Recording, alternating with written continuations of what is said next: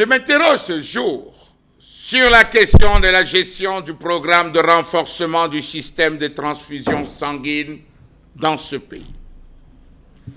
Le projet de renforcement du système de transfusion sanguine tire à sa fin. Plus que 2 années, le Cameroun devrait hériter des capacités durables en fourniture et en sécurisation du sang. Pour qu'arrive cet apogée, le gouvernement camerounais, l'Organisation mondiale de la santé et la Banque islamique de développement sont à pied d'œuvre. Un travail acharné et de fourmi. En témoigne la rétrocession de 23 véhicules au ministère de la Santé, puis au Centre national de transfusion sanguine le 11 mars 2024, d'une valeur de 431,402 millions de francs CFA. Ces derniers correspondent à la première vague de véhicules achetés par le gouvernement camerounais avec l'appui de l'OMS sur financement de la Banque islamique de développement, tel que le recommande l'accord liant les 3 parties autour du développement du système de transfusion sanguine dans le pays depuis le 25 juin 2018. Alors que les besoins en transfusion sanguine sont estimés à environ 400 000 poches de sang par an, le Centre national de transfusion sanguine ne prélève que 91 000 dons de sang environ par an. Ainsi, plus de 300 000 transfusions sanguines ne sont pas réalisées par manque de sang.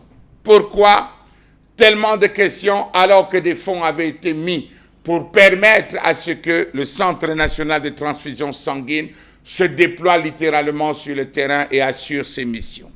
Selon l'Organisation mondiale de la santé, le Cameroun fait partie des 79 pays en voie de développement où le nombre de dons de sang est inférieur à 10% pour 1000 habitants, autant pour moi. D'après une étude sociologique réalisée en 2017 par la Société française de transfusion sanguine en collaboration avec le Programme national de transfusion sanguine, plusieurs faits expliquent cette crise de sang dans les hôpitaux. Parmi ceux-ci, il y a le manque de volonté politique, l'ignorance du public en matière de dons de sang et les barrières culturelles et religieuses. À cause de ces carences en sang dans les banques de sang, certains hôpitaux sont parfois obligés d'orienter le malade ailleurs, comme on l'a vécu il y a peu à l'hôpital général de Yaoundé. Comment comprendre que la situation en matière de dons du sang au Cameroun ne s'améliore pas malgré les nombreux investissements réalisés par le Centre national de transfusion sanguine? Pourtant, le pays, à travers le Centre national de transfusion sanguine, a pensé au Fonds de solidarité, projet innovant rapide, baptisé FSPIR, pour combler le gap d'ici fin 2025. Nous sommes à peine en fin mars 2025, que la problématique est encore densément posée. À quoi aura servi l'élaboration de la stratégie de marketing social en faveur du don éthique du sang au Cameroun? C'est un projet qui vise à développer la culture du don du sang au sein des populations par les pouvoirs publics. Cette politique et ce projet, baptisé stratégie de marketing social en faveur du don éthique du sang au Cameroun, est passé où? Les fonds qui ont été mis en place ont été déployés comment, dépensés comment? Y a-t-il eu un audit? On aimerait bien avoir des réponses à ces interrogations et à ces questions. La multiplicité des applications mettant en contact les hôpitaux en pénurie et ceux qui ne le sont pas ont également été développés en 2018 par des start-up camerounaises. Et nous avons dit en fin 2018, elles ont facilité le transit de 2300 poches de sang à ce jour. Où sont-elles?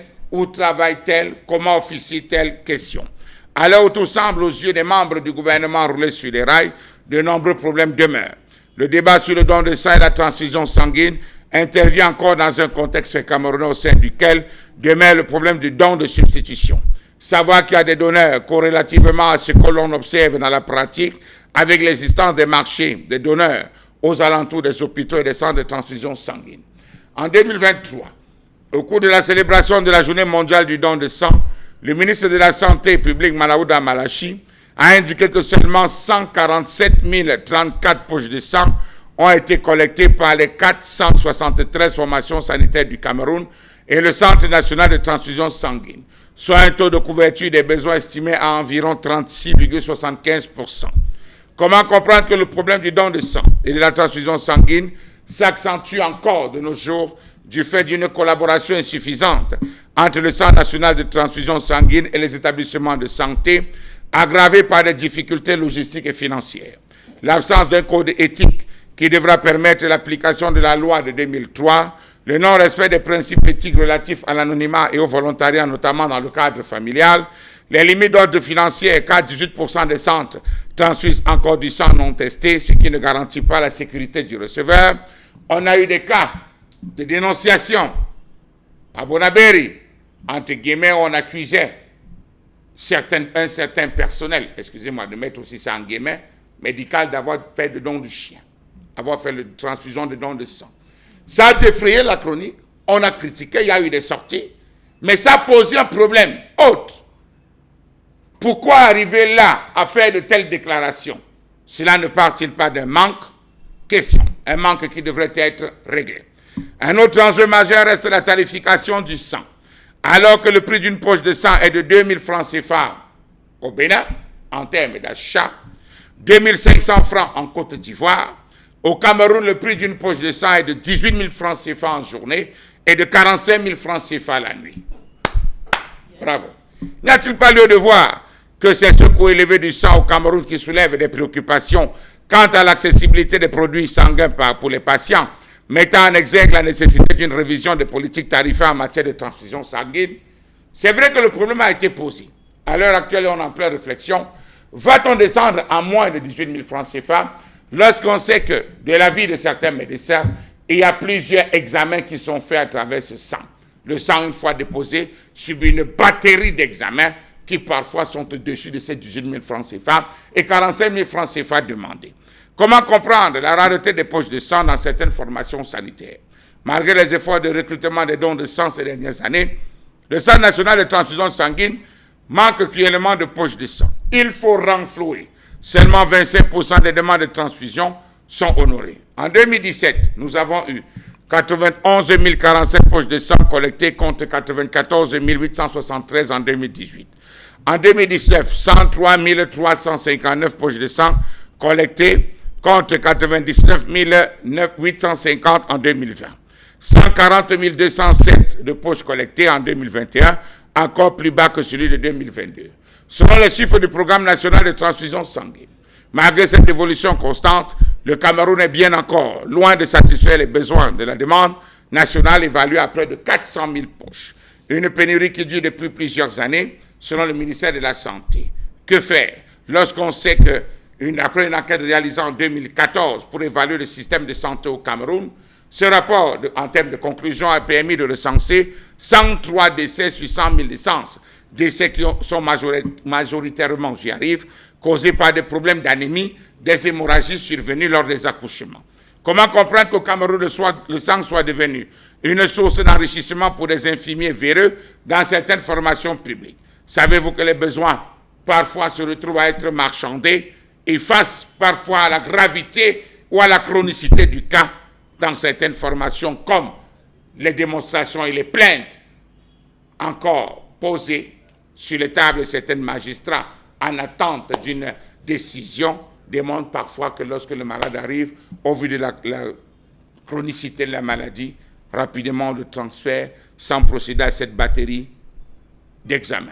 Le ministre de la Santé a fait un travail remarquable à travers ses descentes pour pouvoir vérifier, contrôler. Le Centre national de transfusion sanguine, à travers ses encadreurs, travaille eux aussi pour que cela puisse arriver, mais seulement ça ne bouge pas, seulement ça n'avance pas. Les problèmes sont les mêmes.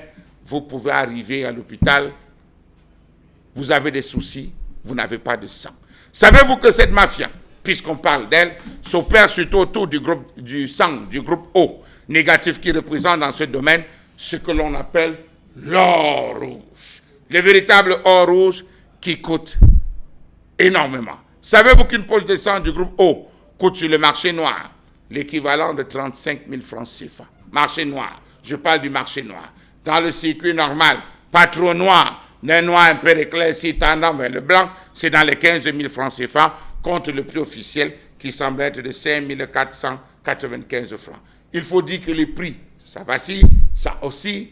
Lorsqu'on se retrouve suivant un cas, vous avez des personnes désormais dans les hôpitaux qui, lorsqu'ils vous demandent le sang, vous ne parvenez pas à trouver un donneur, des donneurs, ils vous disent « j'ai quelqu'un sous la main, mais est-ce que vous aurez l'argent pour lui donner ?»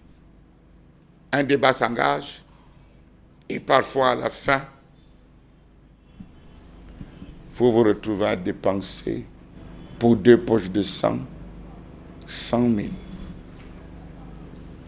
Et ceux qui prennent cet argent vous regardent droit dans les yeux, avec les yeux, le blanc de l'œuf très blanc. Le serment d'Hippocrate, il faudrait y revenir encore. Merci, monsieur le ministre.